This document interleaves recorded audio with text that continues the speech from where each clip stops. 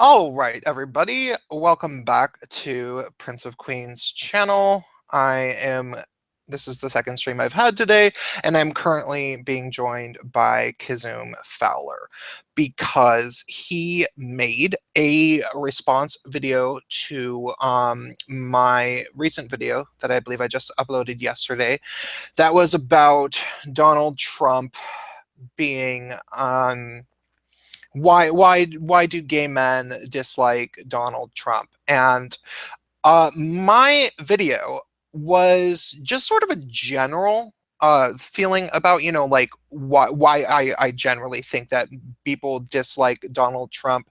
And it really, I made a specific point to actually say in my video, like I could go tit for tat with actual like articles because some of them are actually blatantly kind of false. And but that wasn't even really what I wanted to focus on. It was just sort of more what I focused on in my video was the general feelings of, like, are gay guys generally, coming out of the Obama administration, where Obama, although he did not enter into office decisively pro-gay, he ended up being a pretty pro-gay president, and he was very nice on the ears in the way he talked. He seemed like a very nice guy. He seemed like the type of guy that, gay men are like, oh, he seems great. I want this nice, smart black man to be my president. And so then, as opposed to Donald Trump, who is just a total sleazy seeming aggressive alpha male straight guy, and naturally in my eyes most gay men are just going to be adverse to that, and they're just not going to want to like him. They're not going to necessarily, and they're not even going to look into his policies. And that's what my video was about. Now, problem came up was that because of the fact that there's so many gay men freaking out, like they just have they're like Donald Trump is going to throw us in the oven, and they're like, there's just constant articles about how bad he is, and like I have over 1,500 friends on Facebook, and I had to I just had sort of stopped reading everything bad about Donald Trump, coming from these people. I try to, look at certain things, and then half the time it says one thing, and then you look at the fine print and you see what was actually said by some member of his cabinet, and it's not nearly so bad as they make it out to be.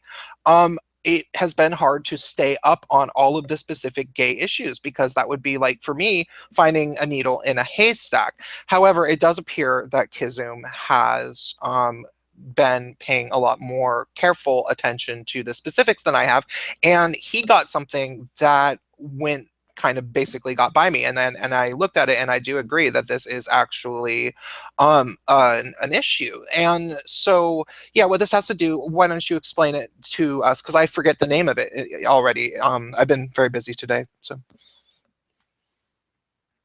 It is, I seem to forget the name of it. It's the First Amendment Defense Act, HR 2802. And it will basically allow people, corporations, whether profit or nonprofit, they can't be denied tax-exempt status if they're shown to discriminate against people because of their beliefs that marriage should only be recognized as the union of one man and one woman, or that sexual relations are properly reserved to such a marriage. So basically, if a company that has tax-exempt status, discriminates against people, they can't be have that tax status revoked. And then, if they're getting money from the government, they're actually getting money from the government, they can't be, that can't be taken away because of those kinds of things. This also implies that businesses all around would be allowed to discriminate to begin with. So not only can they discriminate, but they can't be denied tax exempt status, and they can't be have if they're getting money right now, they can't have that taken away. If they're getting money from the, I can't Should word this very well. I'm sorry. No, it's fine. Should I pull it up so that we can look at it on yeah, like that would be better. That would be a lot better because my yeah, because I don't explanation is remember terrible. the exact wording myself. And so where did you find the exact wording of it? Because It was actually on the actual website for it. Hold on, let me type in H. I think you should be able to type in HR 2802 and HR 2802. Yeah, because I I'm no legal scholar. It is not my is not my forte. But I do consider myself a pretty like I can read over something and then be like, yeah, that's weird. That it is worded in a weird way. That is trying to you know it's trying to do something. Is something as pragmatically is happening here that would be a big change. So let's see. Um, and what my takeaway from this, looking at it, was it seemed like it was trying to give more leverage to the religious right. And this is just my little conspiracy theory brain. Um, I am thinking, okay, so HR 2802, First Amendment Defense Act, would prohibit the federal government from discriminating against an individual due to their religious or moral belief that two people of the. Okay, wait, I think that wait. this Let is. find the find. There's the actual government site for it. Mm, Hold on a moment.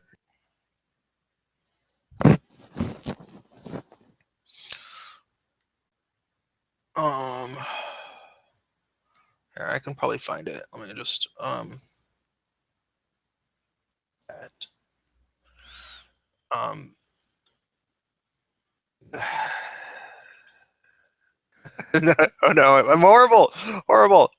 I have it, and let me put it in. I'm going to put it in the side chat. Okay, sounds good. Okay. So I'm thinking in my head when I look at this, so all actions should be Now just scroll down a little bit, and oh, no, go back, and then just scroll down a little bit. okay. And then Just scroll down. there we are. There we are. Okay. So and this is weirdly worded. It's very, very it's one of those things like whenever you look at a bill, um when people should just be aware of this. When you're reading through something like this, if it confuses you, it's probably deliberate. Like they probably very deliberately worded it. And if there's, and so that's how almost everything gets passed, because they try to make it sound like one thing and then it is a different thing, or it deliberately makes no sense. So like within the first line of this, it says prohibits the federal government from taking discriminatory action against a person on the basis. So basically the federal government cannot get mad at somebody if such a person believes or acts in accordance with a religious belief or moral conviction that. So the government cannot get mad at somebody if their religion states marriage is or should be recognized as the union of one man or a woman, of a man and a woman. Or two, sexual relations are properly reserved to such a marriage. Now, Yeah, this is the important part of that is believes or acts in accordance with the religious belief of, or moral conviction of those things. It's the acts in accordance with. So that means if they didn't want to serve someone because they're gay, or they have a gay marriage, they can legally not not do that. Yeah, which I am there. There's something to uh there the religious freedom debate is a really long and complicated one. But what I think that this is more important is it this is so vague in the wording that I think it could apply to employment discrimination. So it seems like somebody could probably get fired from a job, and people could potentially Am I right on this? I don't really know. Yeah, yeah, Yeah. and other people have been able to.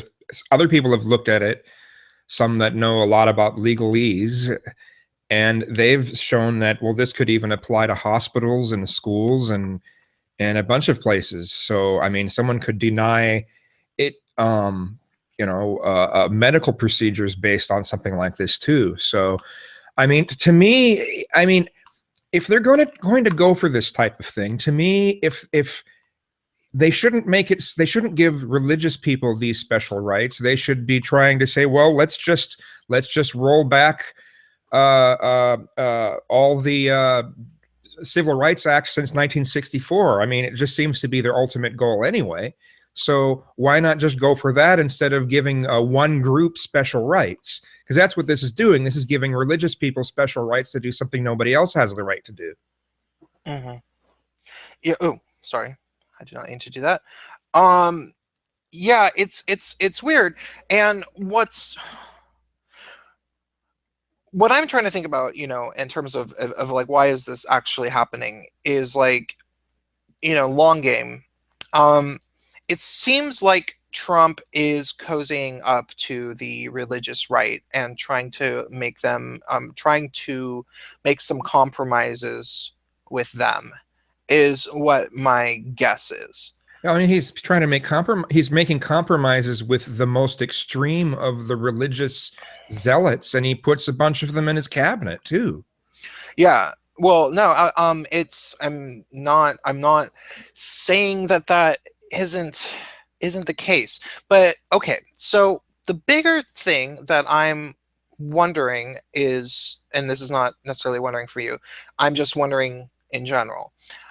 Trump seems to me, and this is my read on him as an individual, is that, what's more important to him than, like, I don't believe he is bigoted towards gay people. It doesn't make any sense to me that he would be. Um, there's a possibility that he might somewhat be, but I would guess overall he doesn't give a shit. Well, I think his primary religion is business. Yeah. But more than that, I think that he has become extremely nationalistic due to his seeing problems with the global economy. I think that him being, somebody that was a businessman and, had a lot of money, was able to get good financial analysts and really track what things like, NATO and the World Trade Organization have really done to the US. And he's seeing that as, a bad thing. So he's trying to cut ties and renegotiate with China. And then the other thing, as a nationalist, that I think that he's largely really trying to do is take a firm stance against Islam. And I think that one of the ways in which I think he's seeing that as a priority, which is pretty understandable. I mean, a lot of the vast majority of the people who are supporting him are saying, "Hey, we need to get real about this Islam problem because it's not going away." And I think a lot of those people are looking towards, how do we fight this Islam problem? And one of the things that they're thinking is having strong ties to the religious right, because the religious right are our biggest population of religious people. And if you get them unified against Islam, then there'll be a stronger, united front Well, they're nationalistically. already unified against Islam, though. The religious right has always been against Islam. They are, but yeah, obviously that's true, but they're not unified as a people. The religious right is very crippled at the moment, and they don't have the same influence that they did even during the Bush years. So it seems like, during the Bush years, people were extremely quote unquote Islamophobic all the time. It was just sort of, that was this assumed thing that Middle Eastern people are terrorists. And so it's this weird thing where it's like, I don't know. It's like I feel like there has to have been some movie where there was this, maybe like a Game of Thrones. Do you watch Game of Thrones? I don't know. Okay. Well, like, there has to be some movie where there was this bad evil empire army, and there's some group of rebels started out, but then when they realized that they had to like form their army, they had to make alliances with some, you know, people that they hated, and these people in this case might be the religious right, and it's because of the fact that so much of this nation has turned completely ridiculous and SJWE and like refuses to admit that Islam is a problem. And it's like people are going towards the religious right simply because that is a strong ally against this unified problem. Do I you see mean, what I think Islam is definitely a problem throughout a lot of Europe, but as far as being any sort of major problem in the United States, I really wouldn't argue that. We've got so many more things that are actually more pressing issues than Islam in this country. Yeah, well, it's a growing problem is the thing and I think that we have also been in a weird political climate where, you know, we don't know what direction. Okay, regardless, it's a problem globally, and you know, I think that people see it as something that's continuing to grow. I'm just being pragmatic about what I think is happening. This is not, you know, like my opinions on what the perfect world would look like, because I don't have them really. But do you see what I'm saying? I do. I mean, the main thing that I think is positive about Trump is his element of how he wants to bring jobs back here, and he wants to focus on this country and wants to. But I don't know how deep that goes. I mean, especially when you look at him talking about wanting to spend more on the infrastructure, on our infrastructure, and then he takes money away from it. So I don't. He has some conflicting things between what he says and what his policies are turning out to be. So, Yeah. and then also, you know, he was kind of propped up by many as an anti-war president, and now he's showing himself to be a war president. He's Mm. like, I mean, like pro-war. He's like more so than even Hillary would have been. Well, I don't know if we can say that. Hillary certainly wouldn't have. I mean, Hillary probably would have went towards Russia. She would have, you know, went against Russia, I should say. But I don't think she would have escalated the situation in North Korea like Trump has. I mean, this is like a serious escalation of this. It's like they weren't. They were the country that you just kind of shut up about. You don't say much. You let them have their little tantrum for a moment, and then things continue. But Trump's like, no, we're not going to have that anymore. We're not going to sit here quietly, and now we're going to threaten them and you know, poke the bee's nest. And it's just weird.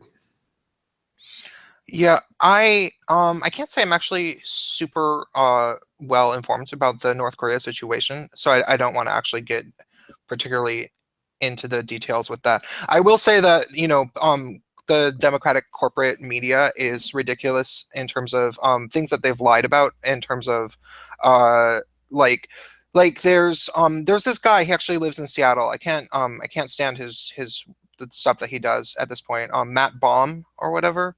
He's written for The Stranger, and he has a YouTube channel. Um, Hmm.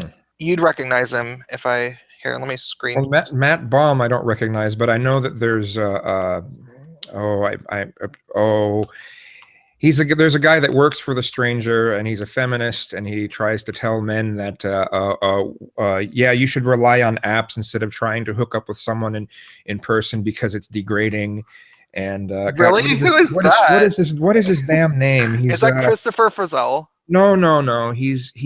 But he's worked for The Stranger. He's written articles for The Stranger for Well, a while. this is And Matt Baum. This guy. oh no, I don't know much about him. I Oh, don't. that's weird. Okay. Well, But I'm trying to remember the damn it. What's the this guy's even been in speeches with Aaron Raw and uh Dan Savage. oh, Dan Savage. He's Mhm. like the head editor of The Stranger. I thought that you said works for The Stranger. I was just I thinking, didn't know he yeah, was the head editor. I didn't know yeah. that. He like owns The Stranger basically. I Okay. don't think that I he all owns The right. Stranger. I don't think anybody owns The Stranger. I think it's like fucking corporatist shill. You know, really. Um, I mean, But yeah, Dan Savage, he's yeah. told, he's made in speeches that guys should use apps instead I of. didn't know that. That's Oh yeah, funny. he goes just to the extremes on this shit. When my YouTube channel gets big enough, I plan to totally make a total fucking roast video of Dan Savage and all the fucking shitty, stupid things that he's said over the years. Just because like I keep hearing these things from people, and it's like, oh, I didn't know he was one of the people that says that all homophobia is rooted in misogyny. Thanks a lot, dude. Thanks a lot. Because like, I'm sorry, he's an asshole, but he's not fucking stupid. Like, he's not stupid enough to actually believe that, you know?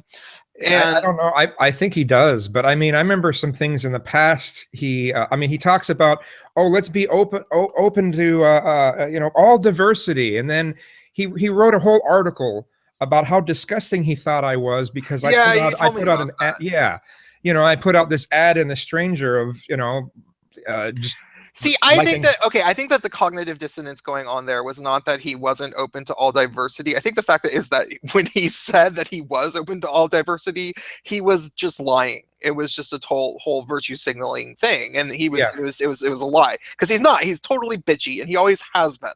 he's I he's bigoted. He's so bigoted. I mean, one of the things that bothers me so much is when a group has been led to believe that they can't be bigoted because, well, they're this group. Well, that means you can't be bigoted. You're that group. It's just like as soon as someone believes they can't be bigoted because they're part of some group, they're bigoted. Yeah, well, yeah, absolutely. That's definitely true. I don't believe that that's the case with Dan Savage, though. I think Dan Savage is just catty and bitchy, and he's like relatively good looking, and he has a hot husband, and he knows that when he's bitchy and catty, it sells. Like that's what gets people fucking reading The Stranger. And when he appears on CNN and he acts really, really respectable and he doesn't say anything bitchy, he never hears from any other people, and then when he goes on and he says something like slightly incendiary, everybody's like, oh cool, and they want, they call him up for more press releases the next time. It's just how he markets himself as this bitchy person. I just think that if you're fucking Dan Savage, you've been writing about being gay for however, like almost 30 years or whatever as your fucking full-time occupation, it would have occurred to you at one point the whole homophobia is rooted in misogyny. It would have occurred to him like, wait, well, there's that whole stereotype that all gay men are pedophiles. Maybe that is not rooted in misogyny. Maybe, Well, maybe. though I do know what he's talking about when he says that. I just think it's a really terrible way of wording it. Do you remember how earlier you were mentioning how uh, people's viewpoint of Trump because of Trump's way of looking at women will automatically mean that he's probably homophobic. Well, I mean, if you really look at it and you're really, really honest about things, most of the people who you would think are misogynistic, like someone who acts like Archie Bunker, right? Mhm. Someone like that is going to be one of the most likely people to be homophobic as well. I mean, someone who treats women like shit is likely to treat gay people like shit too. Yeah, well, I mean, rednecks generally don't like anybody who's not other rednecks, but it doesn't mean that the root cause of homophobia is rooted in racism or something. Yeah, I mean, yeah, there's a yeah. there's a big overlap. There is. I'm It's this dishonest wording that comes from these ideological views. They're like, well, let's just find some easy way to word it so it's easy to digest, and all it does is offend people because it's just like, no, that concept's wrong. That just doesn't work. Yeah, it just doesn't make sense.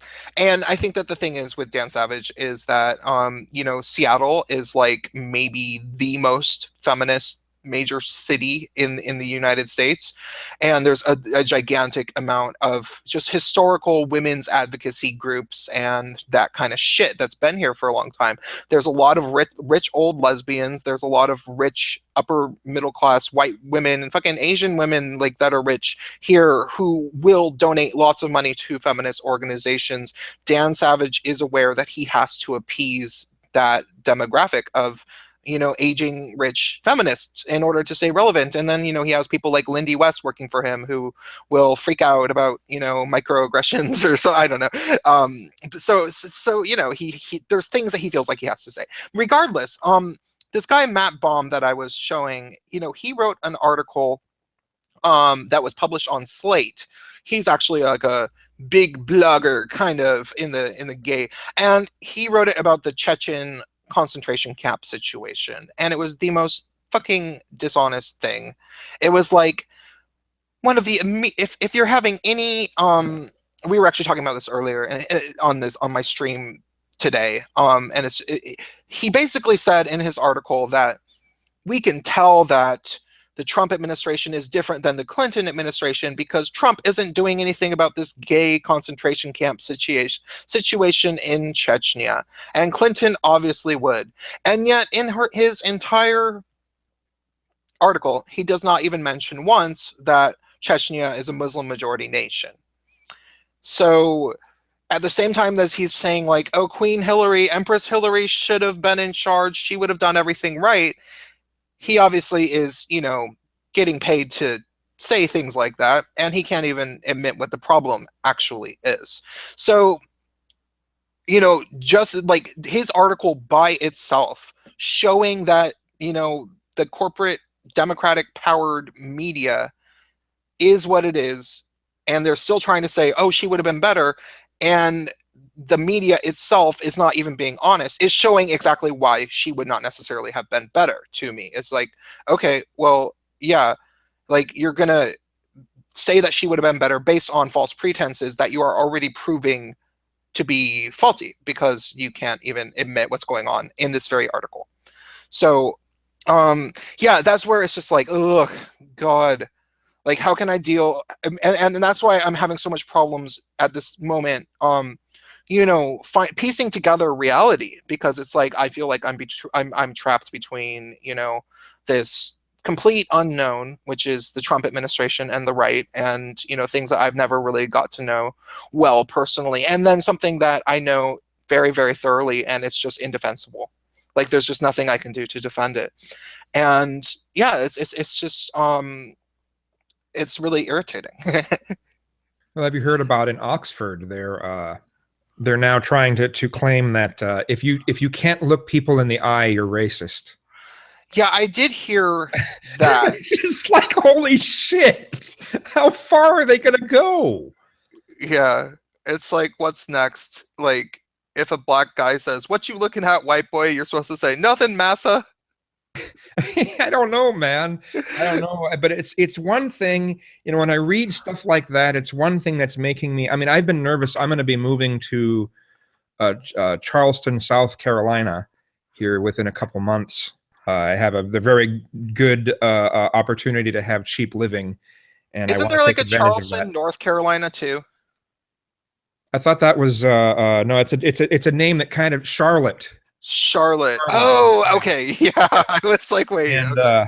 but the one thing I'm worried a little bit about going there because the culture is going to be so different, but at the same time, I'm kind of happy that I'm going there because the culture is so different. The whole SJW mindset that I've gotten so used to being around here is not going to be there. It is just not going to be there. And so in that way, I'm going to kind of look forward to it, because now I'll actually be able to be a guy and not be made to feel bad about it.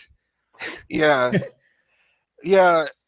It's weird because it's like, I know that there's like shitty things, like a friend of mine who's actually a straight guy who was living in Seattle, and he's a straight white guy, and he's cool, but he's very, and when I say cool, I mean that like he's not the type of person that SJWs would have had a problem with 10 years ago when they were sane.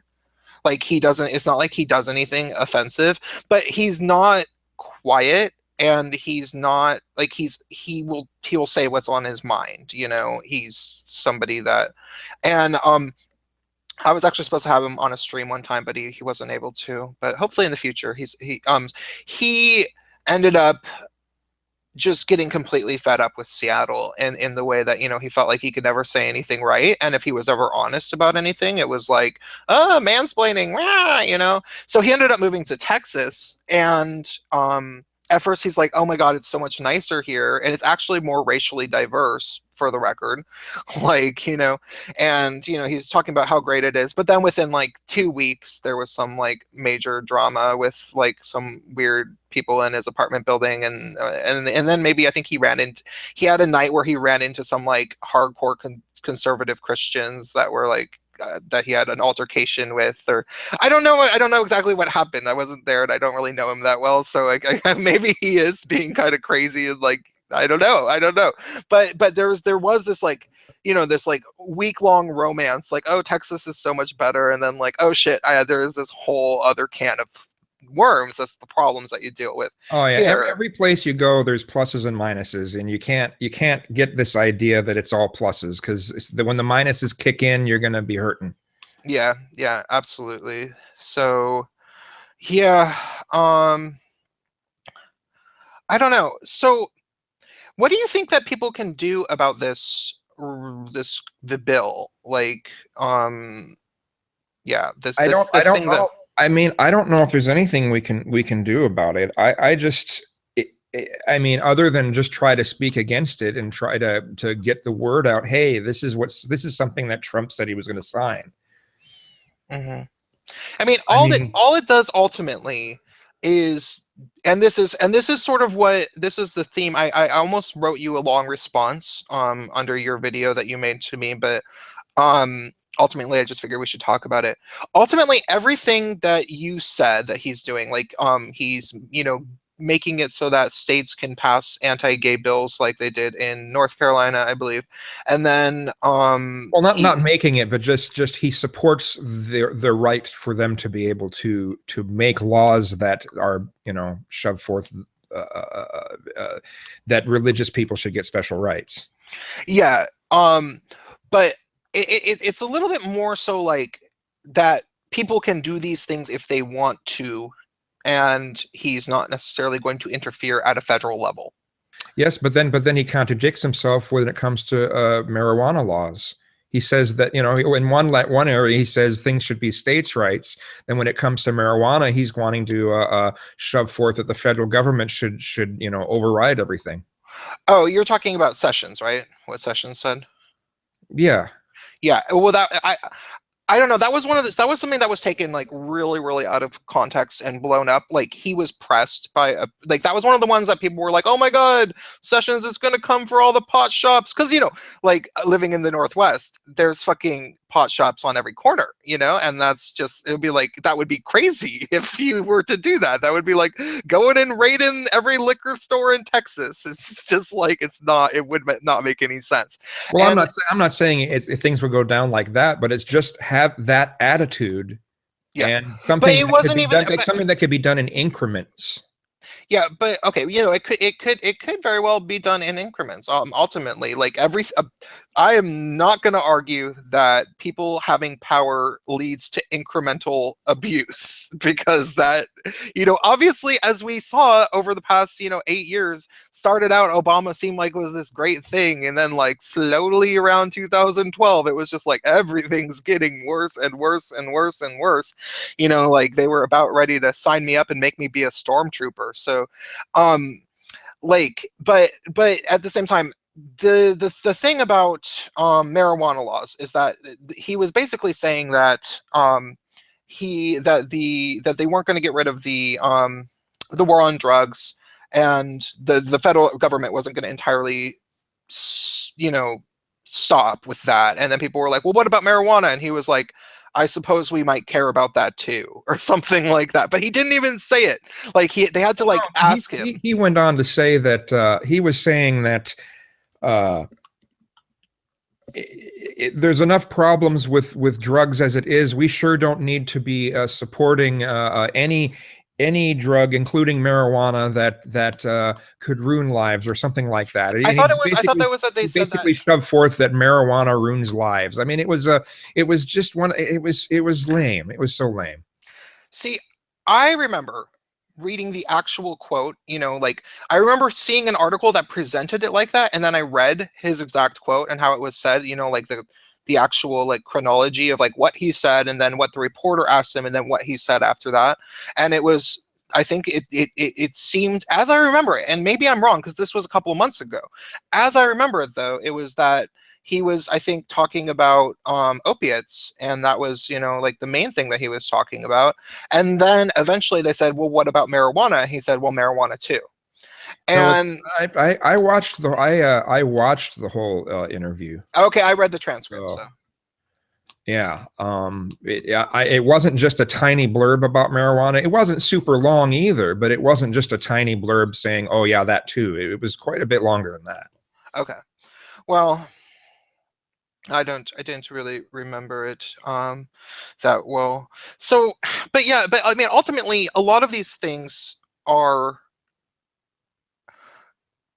I mean, mm, the people. Okay, so this is what I'll say: the people that support Trump, which I have a lot of audience members that are actually into Trump, because people you know want to believe in somebody because they are against the you want to believe in the army that's going to take down the evil army, but you might be rubbing shoulders with some pretty bad people on the battlefield if you're in that type of fight. um and the people are thinking that Trump is doing these things like getting rid of discrimination acts for federal employees, for LGBT federal employees, which I remember when I read about that first, only was able, it was published in one of those, gay blogs. They were saying that Trump was getting rid of federal discrimination acts for LGBT Yeah, employees. yeah. And when I saw that, I at first wondered whether or not it was just them trying to, you know, demonize Trump more for something that wasn't necessarily valid. But I started looking into it more, and I kept doing research and found that that really did was something that happened. The steel worker one or something. This one was hold on a second. It was the Fair Pay and Safe Workplaces Order, which required contractors have anti-discrimination policies that cover LGBT. They had to disclose their anti-discrimination policies, and they had, and so that's something, went for any contractor that's hired by the government. They had to have anti-discrimination policies that covered LGBT. Well, Trump took that away, and now they don't even have to show that anymore. Mm, okay. Um, but what I think that the way that people are justifying this and still being like, because I know I'm on Wednesday, I'm going to be on a stream with two gay guys, one of which is not in favor of Trump, and one of which is like full-blown conservative.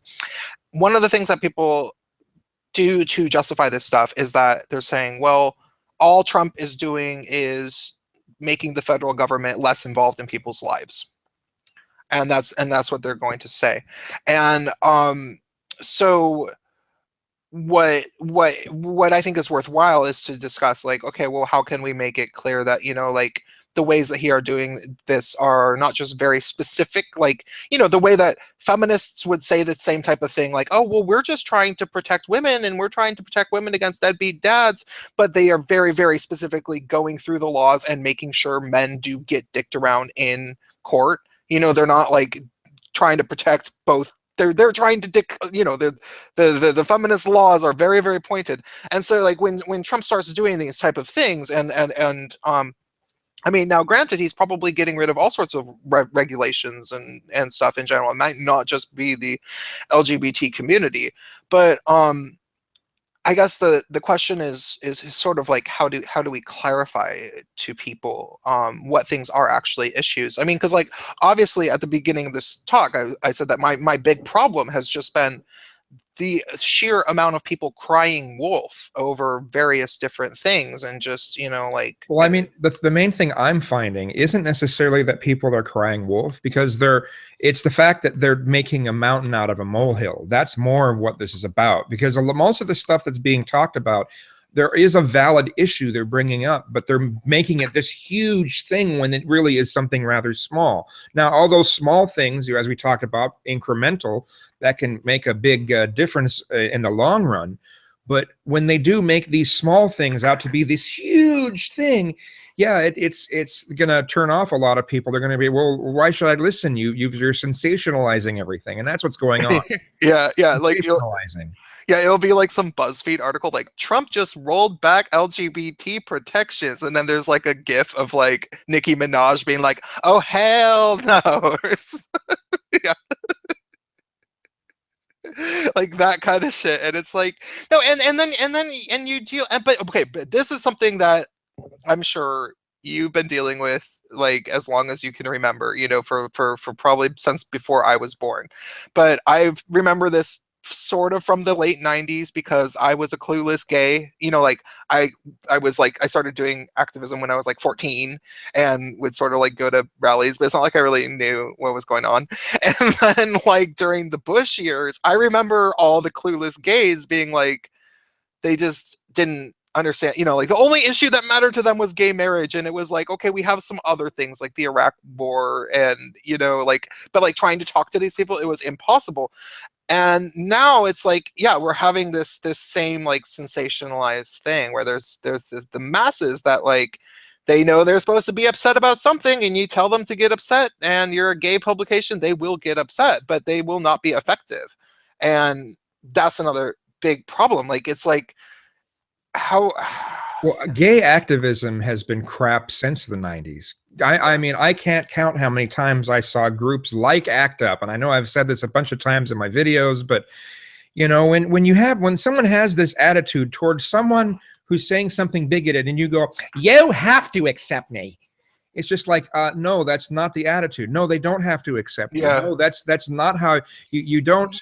This attitude that someone is going to get someone to change their mind by insulting them. No, yeah, sorry, that doesn't work. And I don't know how in the world anyone ever got it in their head that that would somehow be effective. It's never been effective, and it never will be effective. yeah. The people who are like, fuck you and your respectability politics. I don't need to play by your rules to make you do what I want. Um, Actually, you do sometimes. You kind of have to be persuasive every once in a while. Yeah. Would you say this is a question?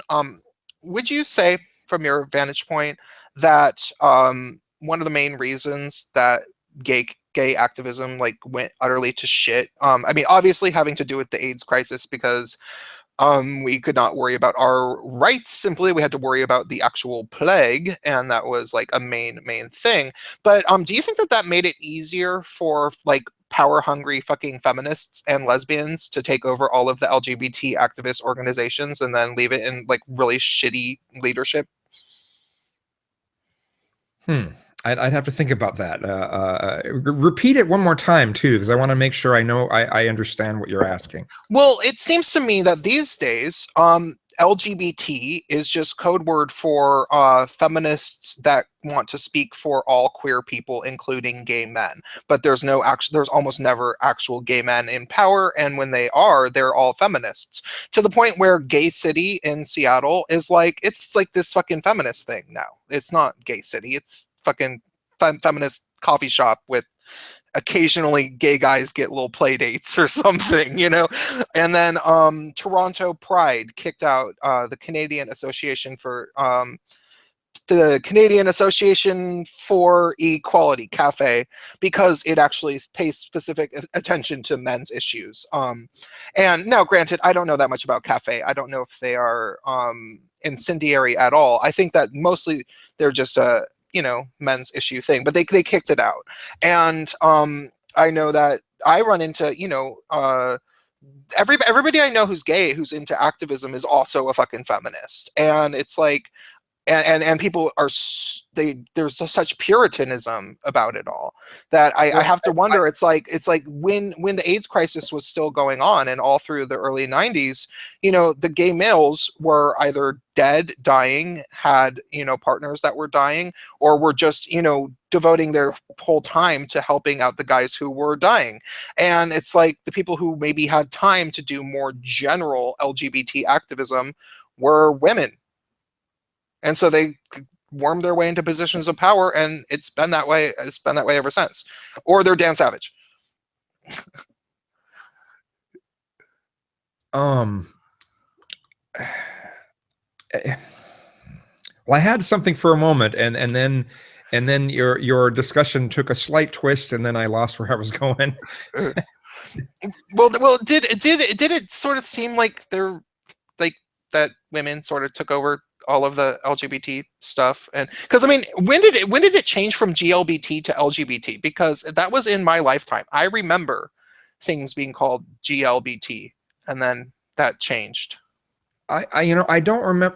I remember it being. I remember there being discussions about the pride parades where they were saying, "Well, we need to shorten this name somehow because it's the gay, lesbian, bisexual, transgender friends of this or that." And I got kicked out of a meeting for saying, "Well, why not call it the sexual openness parade?" And they go, "That's not what this is about." And I'm saying, "But, well, I mean, then what is it about?" And they started chanting bigot until I left. So. Oh my god. um, I um I sometimes just want to call it the rainbow community. Like we just call it the rainbow community. I That'll mean, now I know now that I mean that it was kind of my generalization saying the sexual openness parade probably wasn't the best choice for me to say, but I was at least trying to come up with something, yeah, So, yeah. Um but I don't know. It just seems like they're like if you go through the old literature through, I mean, I haven't read that much of it, but um there's this great essay called Dangerous Trends in Feminism written by a gay guy in 1977, and it was delivered at some sort of like queer liberation summit or some shit like that. And the problems that we have with SJWs and feminists in the queer community, um it's like they were like what he was describing is like everything that's happening now. And he wrote it in 1977, and my only conclusion is like, well, if people were starting to realize how, feminists like will never have the best interests of gay men in mind because they're feminists and they ultimately don't really like men very much, that's sort of the point. um why he was starting to realize that in the 70s, why is it that now feminists dominate everything? And the only thing I can think of is AIDS happened, and feminists well, were no, able. they dominate everything because they decided to go for intersectionality, where they're trying to let's just cover everyone so we can get our fingers in everyone's pies. Yeah, That's what, well, that's where that came from. They've hijacked just about every rights movement out there, so they yeah, can put their feminism stamp on it. Oh look, we're a part of this, so you have to support us. It's like it's a form of blackmail. yeah. That no, absolutely. It's there's definitely that, but that was there. Like the whole intersectionality thing really only came in popular vernacular over the past 5 years. Like that's only when people really started mentioning that. But even before the whole intersectionality cult thing, like Yeah, the cult. it probably started around 2002 or something like that, around there. Well, there was always some fucking power hungry goddamn lesbian feminists, or and I don't even know if they are fucking lesbians. I think half of them are just power hungry feminists that say that they're queer, and they've been speaking for as many people as they can all the time. That's been par for the course. Like as long as I can remember. Like Well, I there's mean, been yeah, as long as I can remember too, whenever there have been any gay rallies, you got the pride parades, and they used to end at Volunteer Park. Um, Whenever there were speeches, the prominent speaker was always a lesbian. mhm. Just every time, always a lesbian. Very, very rarely was the I mean, they'd have guys speaking for maybe 10 minutes, and then the rest of the time it's a lesbian speaker. Not that there's any, I'm not saying there's anything wrong with that or anything, but it's just that it's just interesting to note that it's been putting lesbians first for a Yeah, while, and then as you said, they changed GBLT to LGBT. yeah. It's interesting, and I don't know. Um, Yeah, I mean, there's a massive there's power play thing. Sorry. No, I'm thinking about how, I don't know. I think one of the reasons why those things these things have gone together so much is, I think a lot of feminists are in their own little world, and I think a lot of gay men are in their own little world. Sorry, there are so many, for all these years I've seen so many gay men, fellow gay men, that are just like, the things that they say are just like, are you living in some world of like Tu Wong Fu or something? You know the movie Mm. Tu Wong Oh Fu? yeah, yeah, Yeah, I like the ending of Tu Wong Fu. It's like people actually think that the ending of Tu Wong Fu is possible, and they go around in this, living in this little, their own a little imaginary world where that's the way things are, or that's the way things really should be like. And it's like, well, no, that's not how things are. yeah. And I think those kinds of ideals, gay men see within feminism, and they're drawn to it, and feminism sees some of these same ideals in the gay community, and they are drawn to that. So it like seems like this perfect little fit. Unfortunately, I wish it wasn't a perfect fit. Wait, so what happens in the end of 2-1-Fu? I don't really Just remember that. it's one of those things where everyone declares that uh, uh, they're this group, this person. I can't remember the exact wording, but it's one of those things where it's a ridiculously happy ending where everyone just suddenly becomes tolerant and beautiful, and look at diversity, even though the ending just doesn't make, it's not how people act. But oh, we have to put this happy ending because you know uh, uh, uh, tolerance will just save the world. And it's just like, well, it'd be nice if more people were tolerant, but I don't know. I don't know how to describe the mindset, but it's just so incredibly fake and not the way that people are. Yeah. My Uh, my perception of the weird parasitic relationship that the feminists have with the gay male community is that um gay men, if they can, about 90%, or no, maybe more like 80%, about 80% of gay men will naturally just go to events that are like only gay men. And especially if you go to New York, San Francisco, or LA, these events will be like all guys that have total gym bodies, and they're like, have shirts off. And then they start, like, as the years go by, this it doesn't even necessarily start like it doesn't necessarily start out this way, but as the year goes by, every crop, like every 10 years or so, there's a new, turnover of new young guys that you sort of see. And as the years go by, the music gets more and more boring, and the guys start doing more and more nose drugs.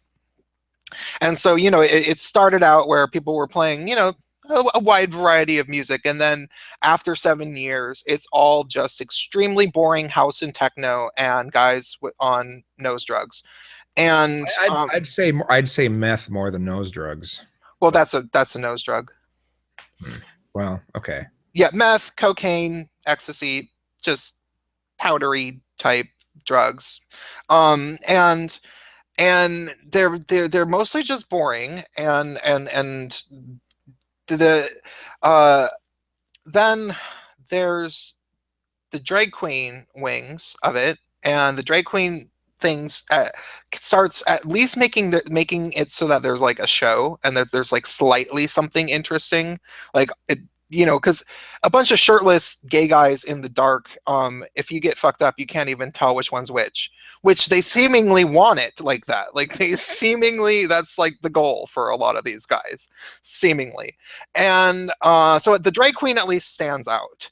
And then with the drag queens, um, the feminists can come because drag queens are more likely to attract girls. And there's this certain type of feminist that what I think happens is that for whatever reason she has issues with men. Usually she's straight though. and she has some drag queen friends, and she has a bunch of fun with them, and then she starts going to the gay bars, and if she's friends with the drag queens, then she's a star because she can put on some kind of stage makeup too, show up with her drag queen friend, and she's a cisgender woman, and she gets treated like a queen. And then she starts like trying to kind of like she's she's treated like a queen, but then she's simultaneously wishing there were more women after a little while because she starts feeling like it's weird to be the only girl that's there, and then she also complains about the ways that men treat her, that and then she starts trying to sort of like order gay guys around, and then also convince them to be femme, like she wishes that they were all drag queens. And it's this weird thing where it's like the woman kind of they benefit from being one of the only women there, but then they start complaining about being one of the only women there after they get you know too cozy with the scene. I could see that.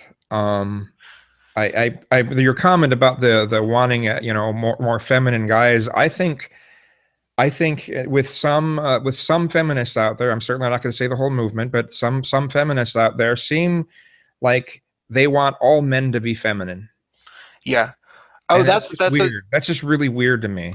yeah. It's actually that's a tenet of feminist theory, and a tenet of gender studies curriculum even to this day. There's this movie called The Mask You Live In, which is designed to be, it's supposed to be like offering, young men are in crisis, which is true. This is true. Men and boys are in crisis right now, and that's been a growing problem. And it's the movie that's basically designed by feminists to claim that they have a solution. But the only solution that they have is to basically stop being male. Like if you watch the movie. And at the beginning, there's this woman who's supposed to be a doctor, and she's wearing a doctor jacket and everything.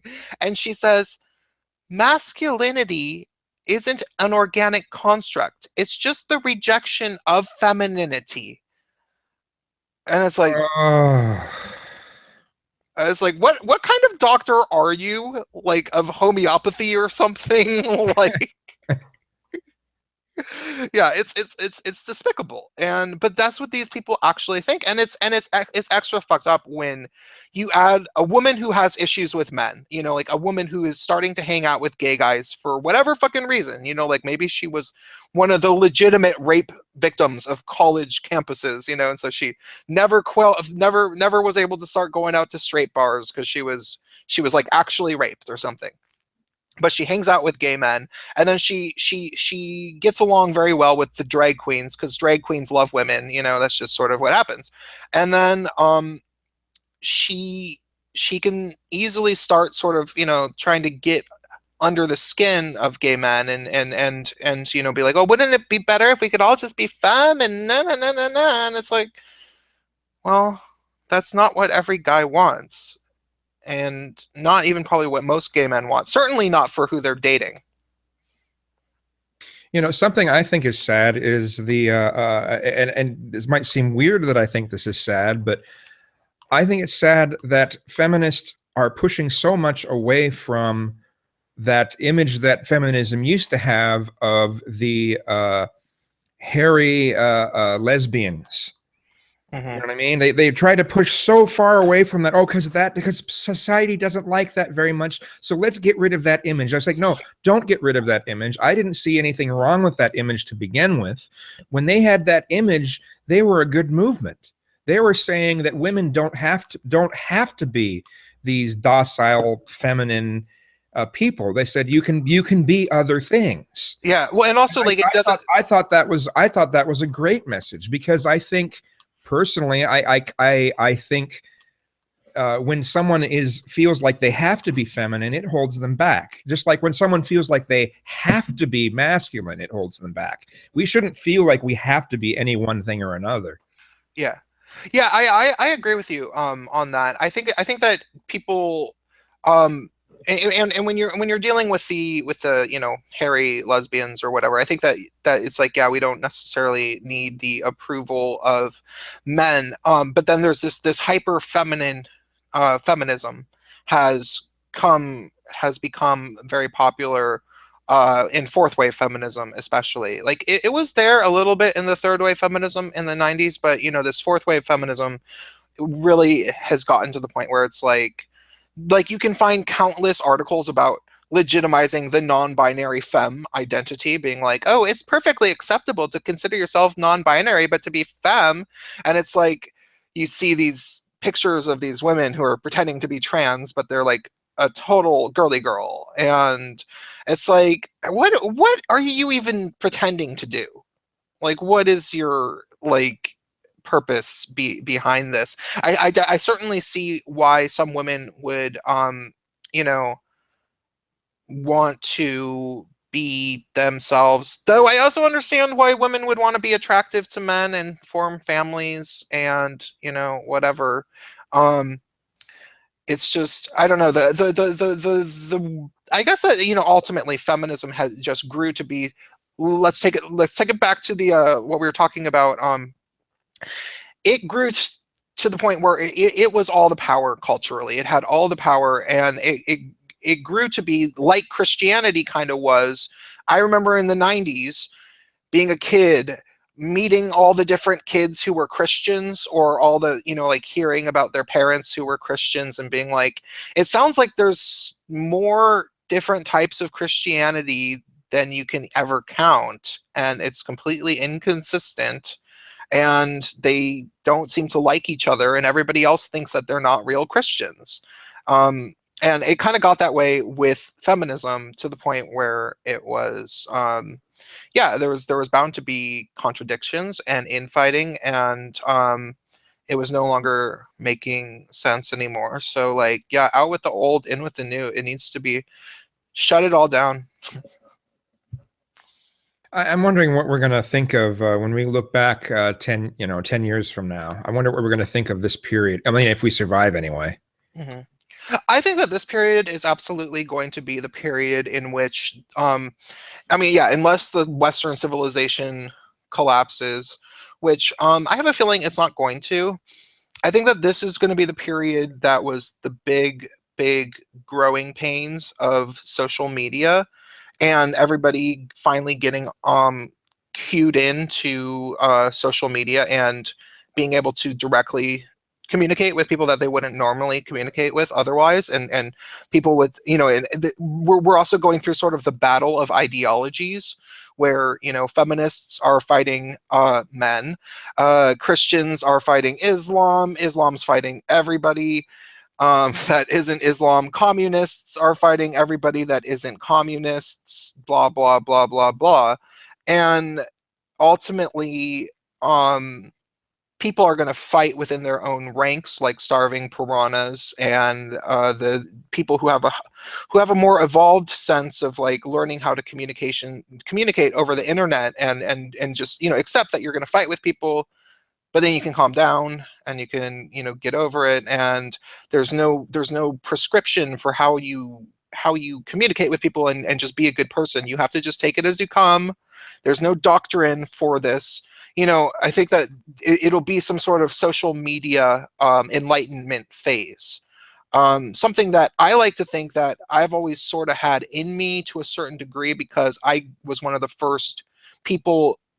I was at the right age. I'm the Oregon Trail generation, what we call it. There was a computer game called the Oregon Trail when I was little.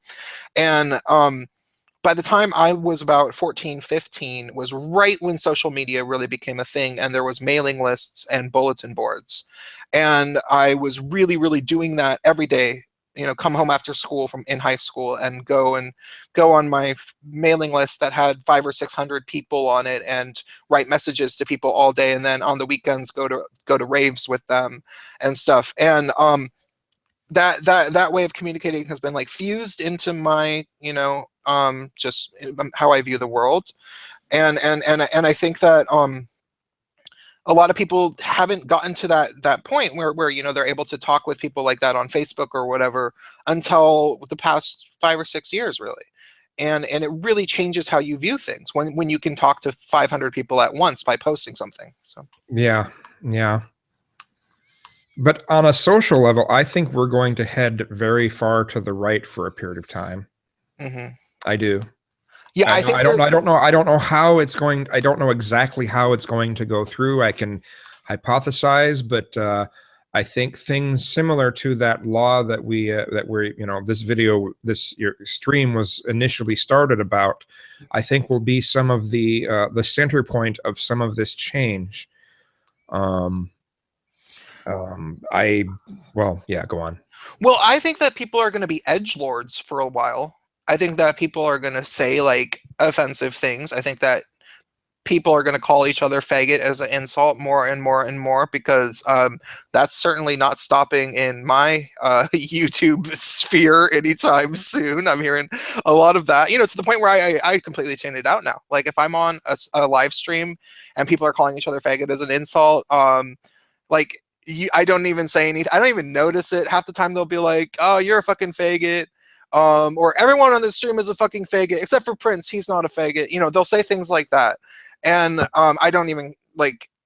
You know, maybe in 5 years, if it continues like that, I'll be like, "You guys, it's getting a little old."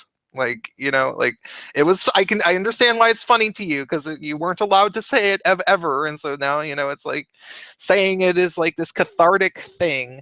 I think that there's going to be a lot of edgelordism, but I think that ultimately, when you open up communication and you make it so that people can communicate with endless people over social media, it's a lot harder to completely hate entire groups of people. Like it's things shift back and forth.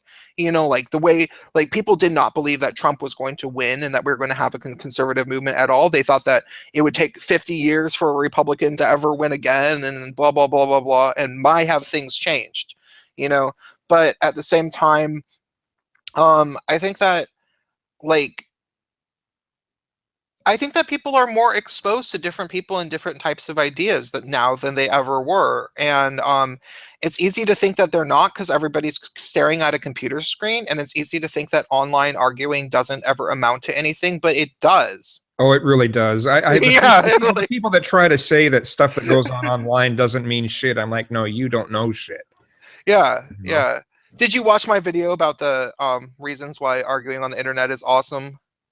I watched I watched a very small section of it. I didn't ever finish the video. So Yeah, I was just curious. It's not. I made my points in that video. Yeah, yeah. I mean, you know, people are like, nobody's ever changed their mind because of something, and I'm like, what are you talking about? Like the main times I've ever had epiphanies in my life was because I was sitting there by myself, and then I realized I just didn't know anything about some certain subject. Like, you know, when I'm talking to somebody about I was so in favor of Bernie Sanders and then they're like, you know that his economics won't work. And I'm like, no, but it doesn't matter. We have to at least try because no, no, no, no, no, no. And then it was like, finally, I really, really looked into the numbers and it was like, oh, yeah, Bernie Sanders economics just wouldn't have worked. Like it's just, there was no real justifying it. And yeah, it's not like that. You know, I didn't have that conversation with a nice person at a coffee shop in a real life conversation where somebody told me, you know, crushed my worldview about believing in the Bernie Sanders dream. That had to happen me by myself on the internet. I've had so many changes in my views because of discussions on the internet. I mean, I had my most major change. I've mentioned it a bunch of times, but August 13th, 2013 at 8:50 p.m. I had a major life-changing epiphany and realization, and it all came from discussions that I had on this platform. So I know these kinds of platforms are very powerful. That Yeah. changed my life. That permanently changed my life for the better. So Yeah, I had the same thing, you know, even like last decade. I and in the 90s, like and when I was on the rave mailing lists, like and I was like talking to people that were like in their late 20s who worked for Microsoft and shit, and I was a teenager and it was like, you know, people were like, I don't remember what the fuck they told me, but I remember after that, like I was so much more of a grown up than I was, prior. And then last decade, when I decided that Burning Man culture was shitty and stupid, and I decided that I wasn't into it anymore. Um, like it was this like big epiphany, and then as soon as I turned against it, like people threw me out like it was a cult. Like they were like, "How dare you criticize our festival that we go to every year?" It was like kind of like feminism is now. So yeah, I think it's silly when people say that. Wait, how long ago did this start streaming? Don't cross the streams. Okay. Um, so anything more about the Republicans? I just sort of feel like we got to this point where the general populace, and this is just my perception, and a lot of leftists don't feel this way. And maybe I am just being naive because I talk to cool right-wing people. Like the right-wing people that I talk to are generally pretty nice and they act a certain way when I talk to them. But people sort of seem to think that bigotry is largely no longer in style and that it's mostly gone away. Now I see racism not going away. I think that fucking the race baiting of the last 4 or 5 years has increased racial tensions, and that's not a problem that's going away anytime soon. But I do sort of feel like people have become more accepting of homosexuals. Like it's so Oh, much for easier. sure. Oh, for sure on that. Yeah, on that level. Yeah. Oh, gay acceptance of LGBT in general has went up, but over the past year, I think it's went down, and it's because of some of the activists. They're making people feel like, well, no matter how tolerant they try to be, they're still in the wrong. When Mhm. people start to feel that way, and that's some of what I mean by I think we're going to have a little bit of a cultural shift towards the right Yeah. because of that very attitude. It is these people that get in people's faces and are belligerent, and the people that are the left wing people that are bigoted, who treat others in a bigoted way. And to me, I mean, it looks worse when someone has is bigoted against almost the entirety of the population. That's it looks more absurd than when someone is bigoted against just one group. You know, Mhm. I don't know. It's just weird. Like when it's well, we're the only group that's good and everyone else sucks. When that sort of mindset comes into place, and yet they feel, like I said earlier, oh well, we can't be bigoted because we're part of this group. You put those things together, you got something ugly, and we're heading the opposite way of tolerance Mhm. because of these people. Yeah. Yeah, I agree. Have you wanted to bring this up. I'm glad I remembered. Antifa, we have not talked about Antifa. They're a problem and they are bigoted towards everyone. Everyone. They will fucking turn on like I saw some great footage of a black guy cussing them out in some city, and he's like, "Take off your mask, motherfucker! You're fucking cowards! You're fucking cowards!"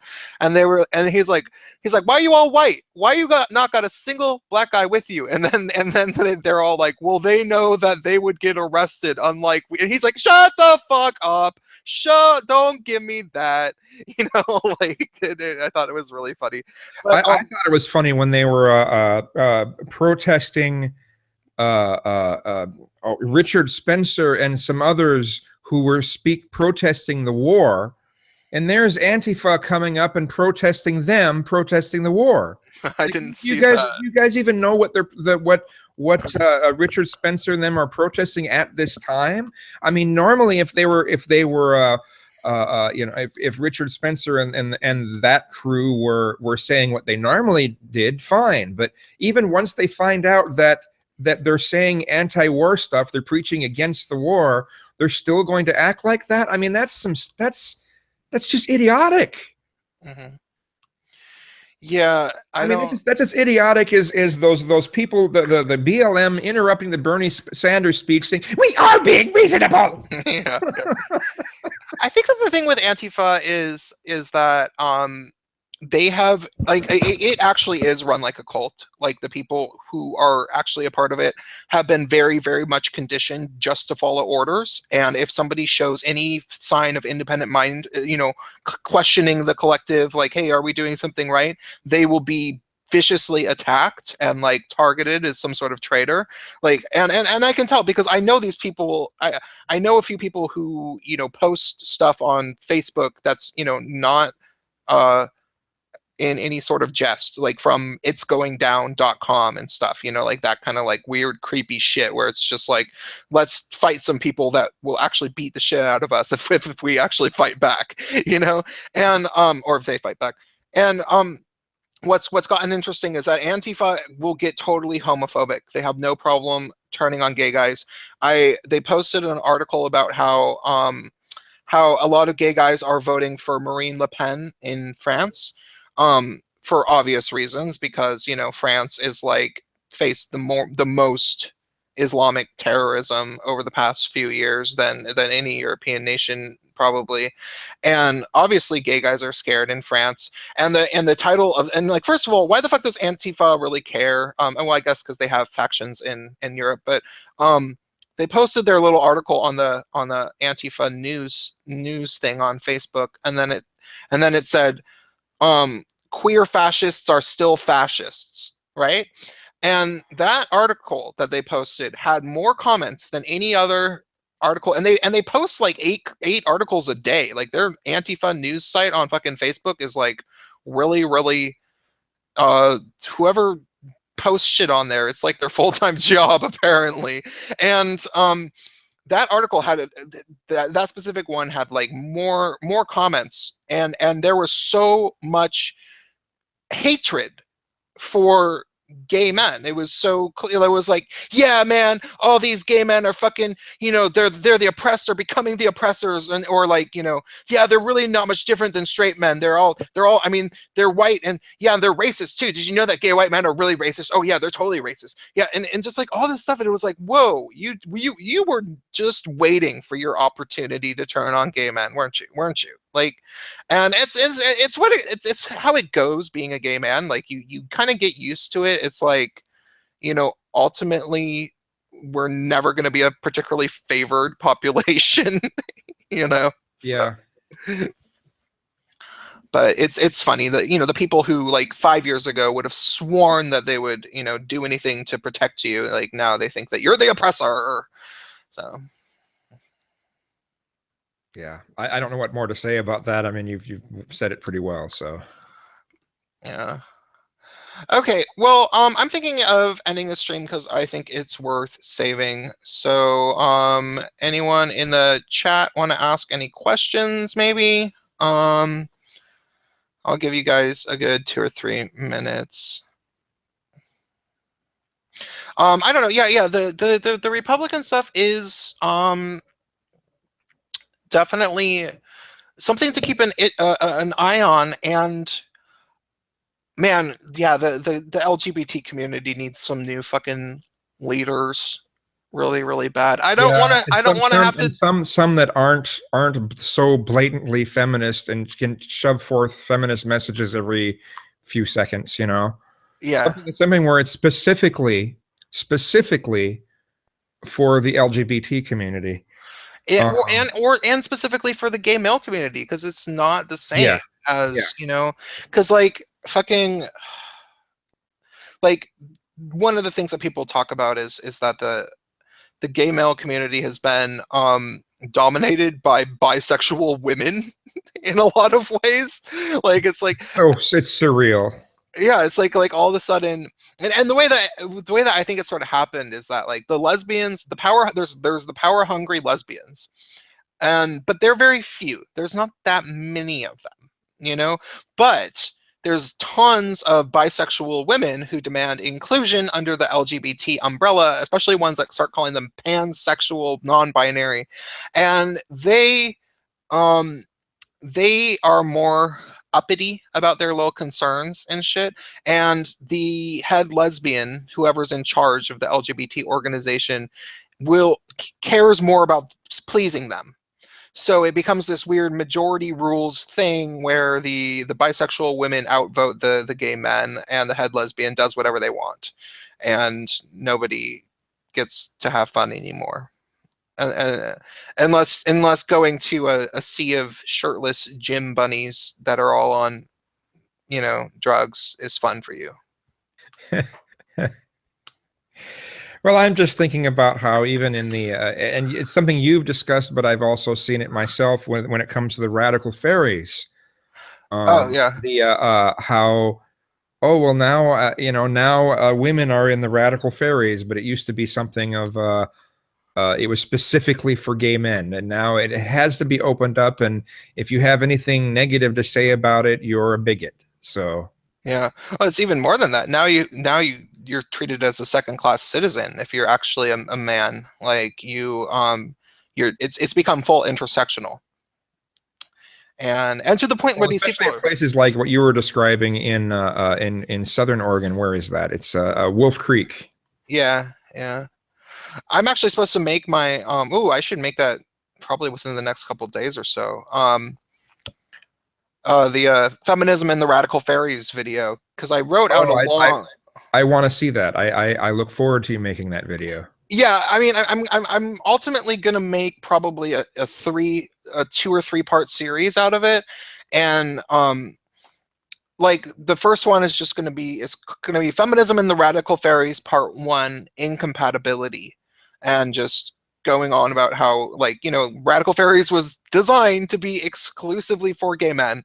And so here's all the reasons why feminism cannot exist within radical fairy culture. Like, it just doesn't make sense. It's impossible. And then the next one, I wanted to do a case study of Wolf Creek and like what happened and like the power shift and everything.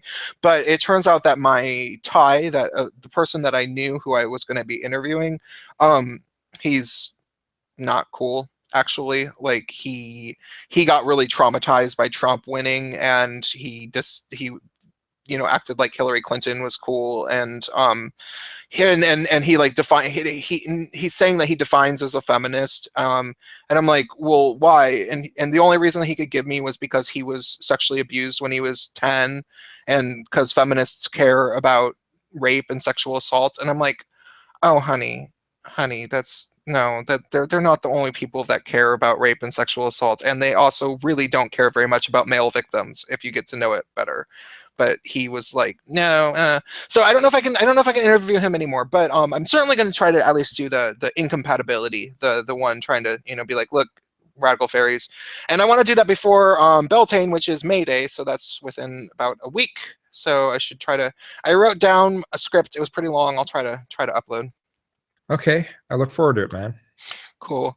Okay, I think I'm gonna sign off with this stream because it's worth saving. But it's good to chat to you. Good Yeah. talk have everybody in the chat. I'll talk to everyone later. Bye. Meow.